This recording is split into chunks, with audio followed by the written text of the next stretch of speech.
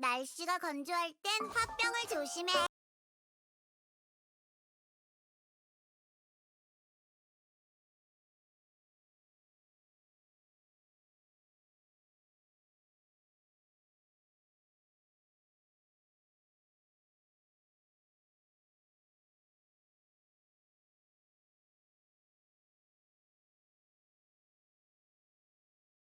브라우저로 웹서핑을 하다가 마음에 드는 게임을 찾았어요. 다운로드 버튼을 눌렀더니 갑자기 마우스가 안 움직이고 키보드도 안 먹혀요. 몇 분에 걸쳐 이 게임이 다 받아질 때까지 컴퓨터가 먹통이 돼 있는 거죠. 아니 뭐 그런 컴퓨터가 있냐고요? 옛날 컴퓨터들은 이런 식이었어요. 게임을 다운로드하는 작업, 마우스나 키보드로부터 입력을 받는 작업, 브라우저로 사이트들을 돌아다니는 작업, 이들을 동시에 하지 못하고 한 번에 하나씩만 할 수 있었기 때문이죠. 컴퓨터가 프로세스 여러 개를 함께 돌리는 멀티태스킹이 가능해지기 전까지는요.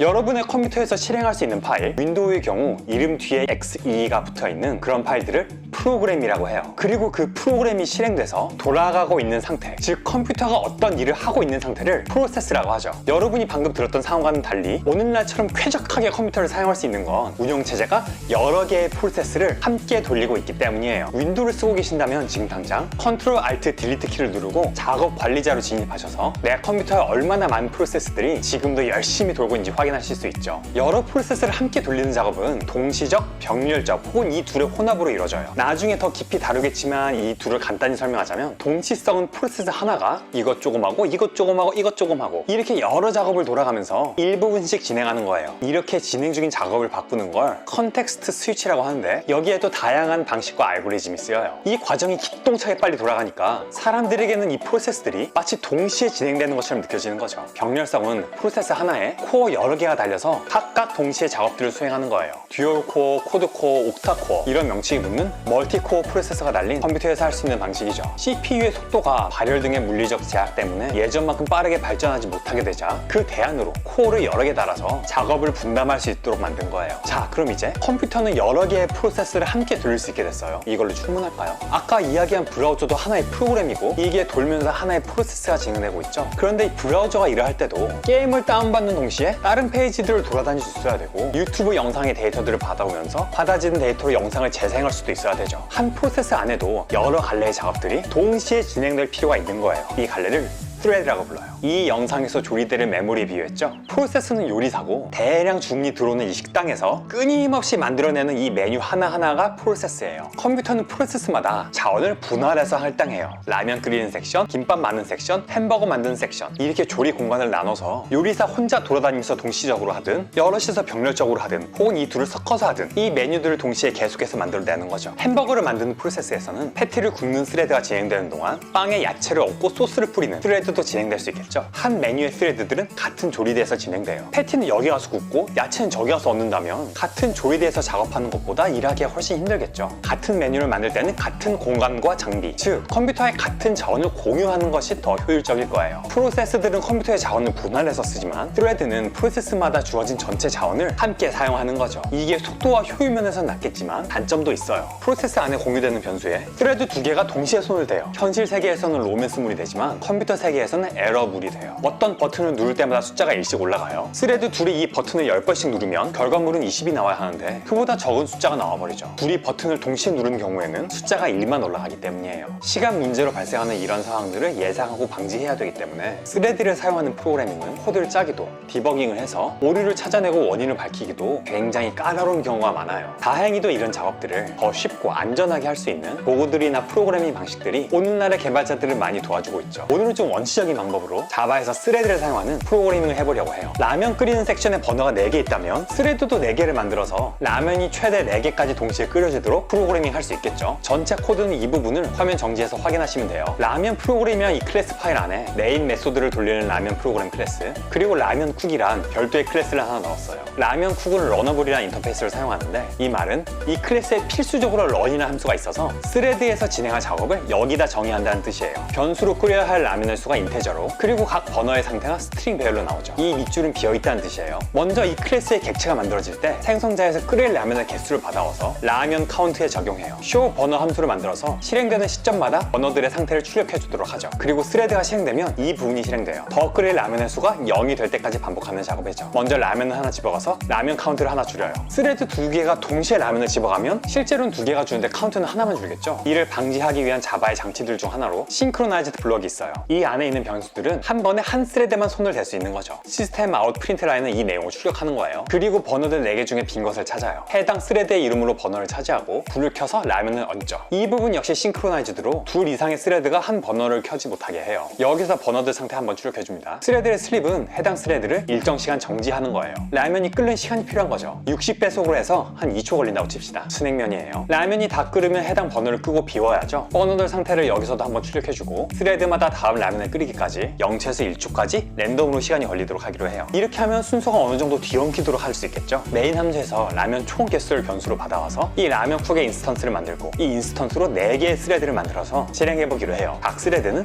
A, B, C, D로 이름을 붙였어요. 이 클래스를 컴파일하고 라면 개수를 50으로 줘서 실행을 해볼까요? 자, 이 스레드들이 돌면서 상태들이 출력되죠. A, B, C, D 각 스레드들이 빈 버너를 찾아서 켜고 끌 때마다 버너들의 상태가 이렇게 변하는 걸 볼 수 있죠. 스레드들이 이렇게 순서가 섞여 나오는 걸 보면 각각이 동시에 진행되고 있다는 걸 볼 수 있죠. 마지막에 이렇게 주어진 개수의 라면이 다 끓여지고 버너들도 다 꺼진 모습을 볼 수 있네요. 알겠나요? 이렇게 스레드를 사용하는 코드들을 살펴보고 짜보고 해서 이해하고 나면 오늘날 사용되는 보다 고급스러운 동시선 프로그래밍을 더 잘 활용할 수 있게 하는 기초 지식이 될 거예요. 잘못되거나 미흡한 설명들 댓글로 지적 부탁드리고요. 오늘도 즐거하세요.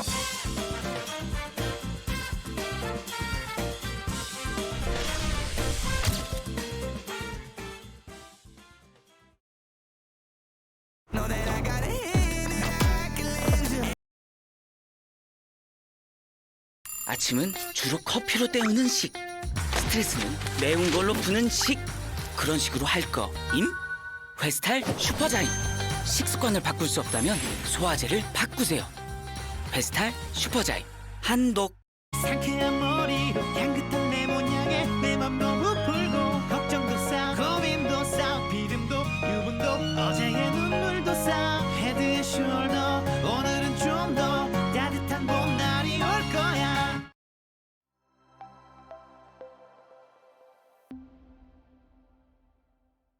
안녕하세요.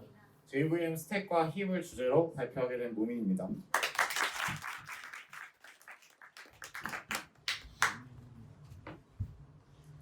목차는 정리하니까 이거밖에 없더라고요. 먼저 JVM이 뭔지 얘기를 하고 그 다음에 내부가 어떻게 되는지 그리고 제가 바이트 코드 예제를 준비했어요. 그거로 마무리하도록 하겠습니다.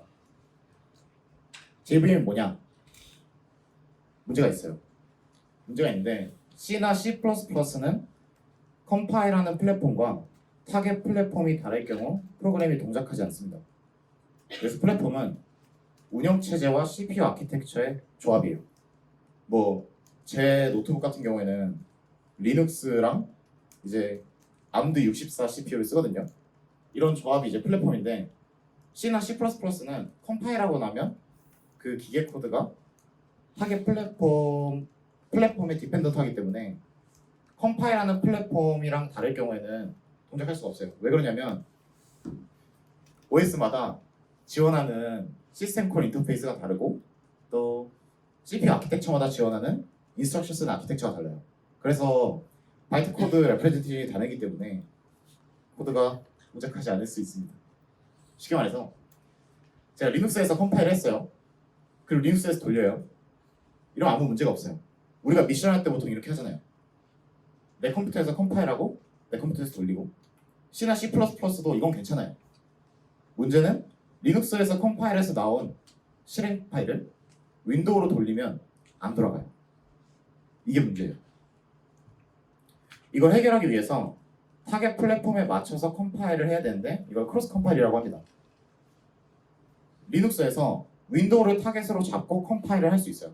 이런 걸 해주는 걸 크로스 컴파일러라고 합니다. 그러고 나서 나온 타겟 프로그램은 윈도우에서 동작을 하는 거예요. 이런 식으로 C++나 C 진영은 문제를 해결했어요.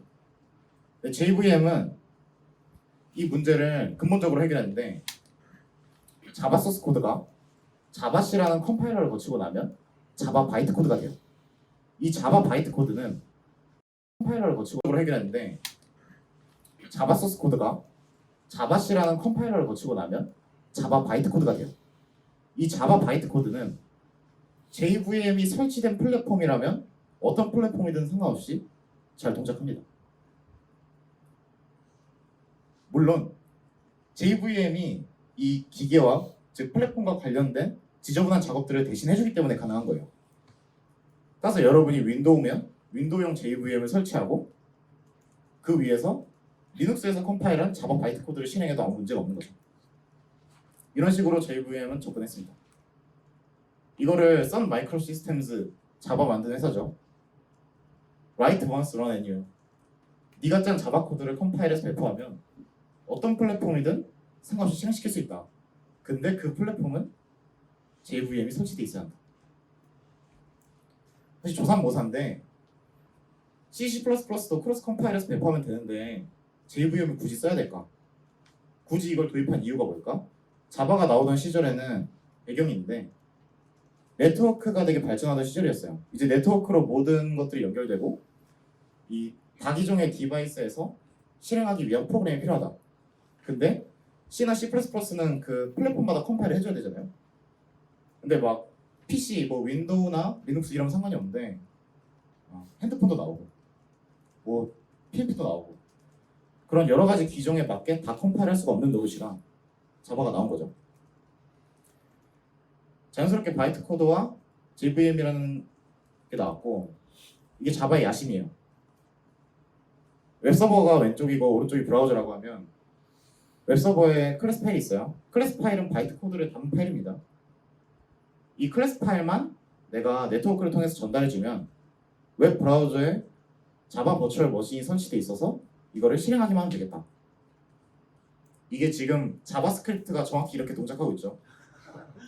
자바는 안 됐고 자바스크립트 파일을 우리가 넘겨주잖아요. 정적 파일을. 그러면 웹 브라우저에 설치되어 있는 자바스크립트 런타임이 얘를 즉석에서 인터프리트해서 실행하잖아요. 이런 위치를 노린 적이 있어요. 자바가. 이거는 자바뿐만이 아니라 모든 컴파일러는 이렇게 돼 있어요. 소스 코드가 뭐 이런 과정을 거쳐서 어셈블리 프로그램이 됩니다. 어셈블리 프로그램은 또 어셈블리를 거쳐서 기계화가 되고요. 그게 중요한 게 아니라 컴파일러에도 프론트엔드, 백엔드가 있어요. 웹에서는 백엔드는 크게 바뀌지 않고 프론트엔드가 클라이언트의 종류에 따라 바뀌었잖아요. 컴파일러는 반대예요. 컴파일러에서 프론트엔드는 바뀌지 않아요. 왜냐면 프론트엔드가 하는 게 여러분이 짠 소스 코드를 분석해서 그 의미를 파악하는 거예요. 그래서 AST라는 게 Abstract Syntax Tree거든요. 이 추상적으로 표현하고 그거를 Intermediate Representation이라는 걸 번역하기 때문에 이거는 플랫폼이랑 아무 관련이 없어요. 프론트엔드가 하는 게. 근데 백엔드는 계속 바뀔 수밖에 없는 게 여기서는 실제 이 중간계층 표현을 어셈블리 언어로 바꿔야 되거든요. 근데 이 어셈블리 언어란 건 운영체제나 기계에 디펜던트 하단 말이에요.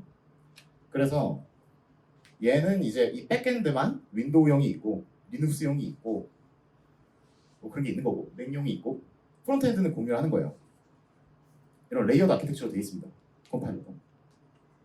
자바는 C나 C++ 컴파일러는 이걸 통째로 컴파일러가 해줘요.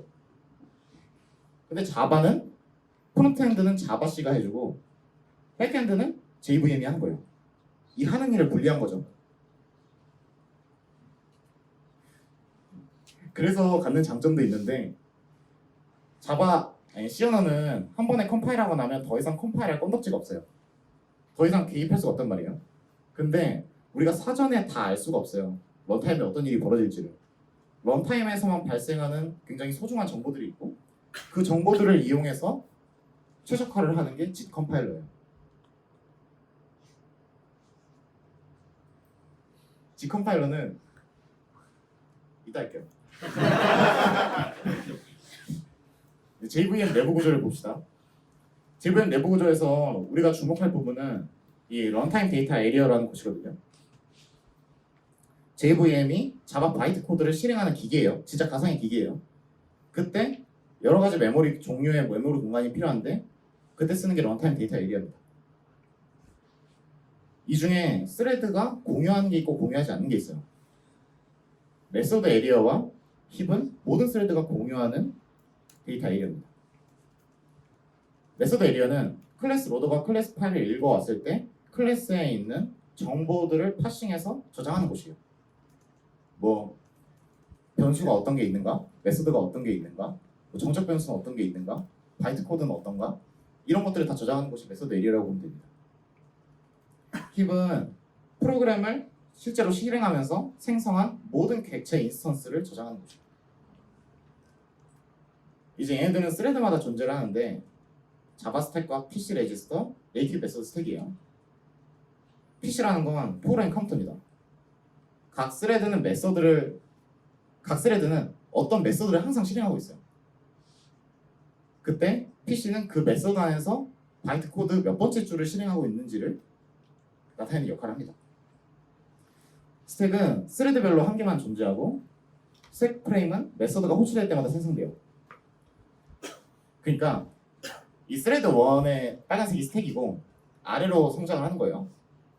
그때 맨 위에 있는 스택 프레임은 메인 메소드예요.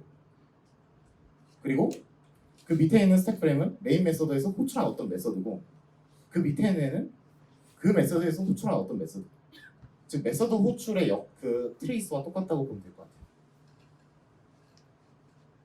메소드 실행이 끝나면 당연히 스택 프레임은 팝되어 스택에서 제거됩니다.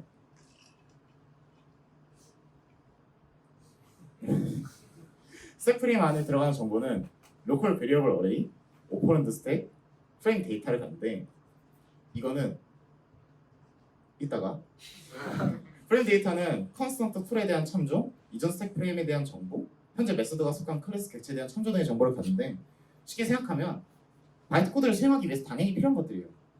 내 메소드가 어떤 클래스에 속하는지 뭐 이런 것들이잖아요. 네이티브 메소드 스택은 자바 바이트 코드가 아닌 C나 C++로 작성된 코드를 컴파일해서 사용하는 경우가 있어요. JVM 성능 향상을 목적으로.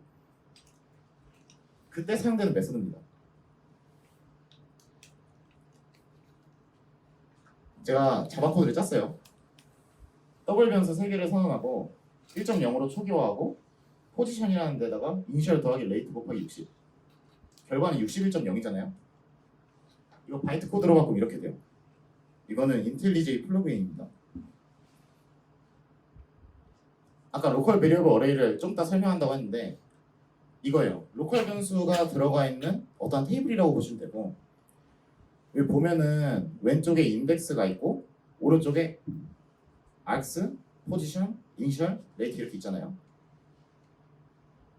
args, 포지션, 이니셜, 레이트 얘네입니다.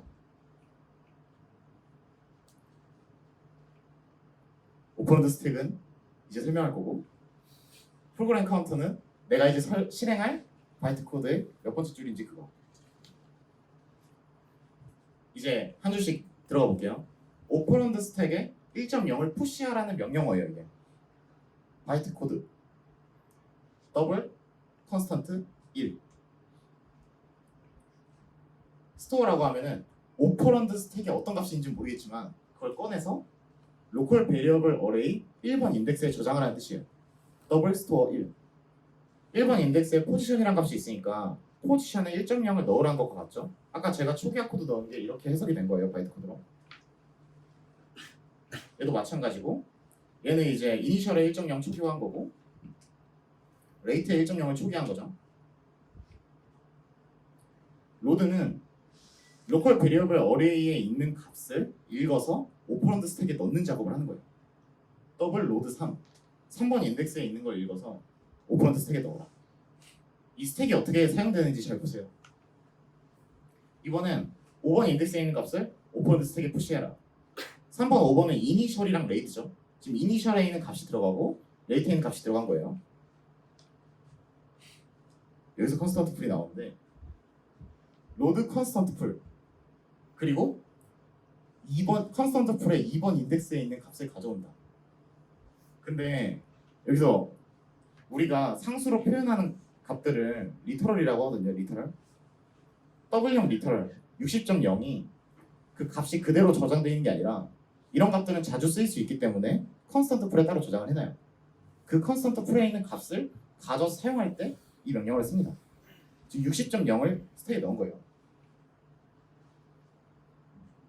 dmul 더블 멀티플라이 두 개의 오퍼런드 스택에서 두 개의 값을 꺼내고 곱해요. 다시 푸시해요. 보통 어셈블리어를 배우면 오퍼레이터가 있고 오퍼런드가 있어요. 뭘, A, B 이런 식으로. 근데 JVM은 오퍼런드 스택에 오퍼런드를 다 저장해 놓기 때문에 따로 피연산자를 지정하지 않아도 연산이 가능해요. 스택을 이용해서. dadd 오퍼런드 스택에서 두 값을 팝하고 더해라. 그리고 다시 오퍼런드 스택에 푸시해라. 61.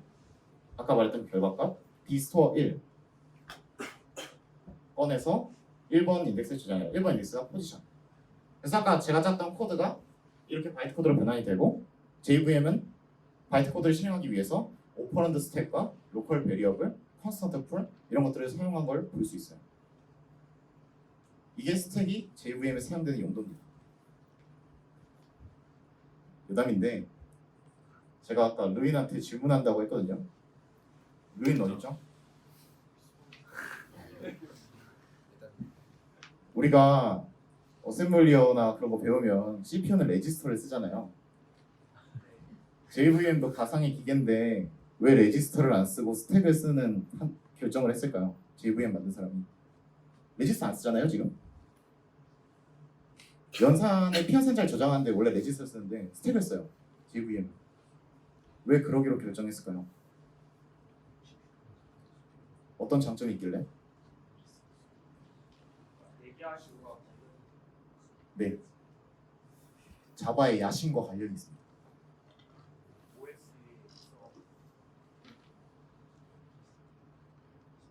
아니고요.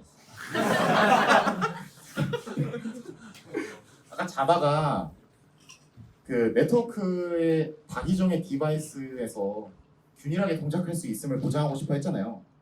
디바이스마다 레지스터 수는 달라요. 가정할 수가 없어요. 몇 개의 레지스터가 있을 것이다. 그래서 레지스터 기반으로 이걸 하게 되는 순간 우리가 구현에 관여하게 되는 거예요. 레지스터 1번, 2번, 3번을 쓰는 순간 레지스터가 적어도 3개는 있어야 되는 거잖아요. 그게 아니라 스택을 쓰게 되면은 계산 과정은 좀 더 귀찮고 복잡해질 수 있더라도 우리가 실제 하드웨어의 스펙에 최소한의 관여만 하는 거죠. 그런 추상화를 하기 위해서 스택을 사용한 거라고 생각이 들고요. 또 보면은 코드가 컴팩트하잖아요. 그래서 네트워크로 전송할 때도 이득이 되고 그런 측면에 자바의 철학이나 욕심이 담겨 있습니다. 근데 이게 마음에 안 들어서 안드로이드의 다이빙 머신은 레지스터를 쓰거든요. 그래서 그건 JVM이 아니에요. 제가 공부한 레퍼런스는 자바 버추얼 머신 스페시피케이션이라는 책이 있는데 이거는 자바 버추얼 머신이 어떤 기능을 제공해야 된다는 그런 명세를 나타낸 거고 실제 구현은 하스팟 구현, 뭐 IBM 구현 다 다르거든요. 그래서 인사이드 자바 버추얼 머신은 그 자바 버추얼 머신의 구현까지 들어가서 보통 어떤 선택들을 했고 어떻게 구현을 했는지를 나타내고 있어요. 이 두 개의 책이 많은 도움이 됐습니다. 질문 있나요?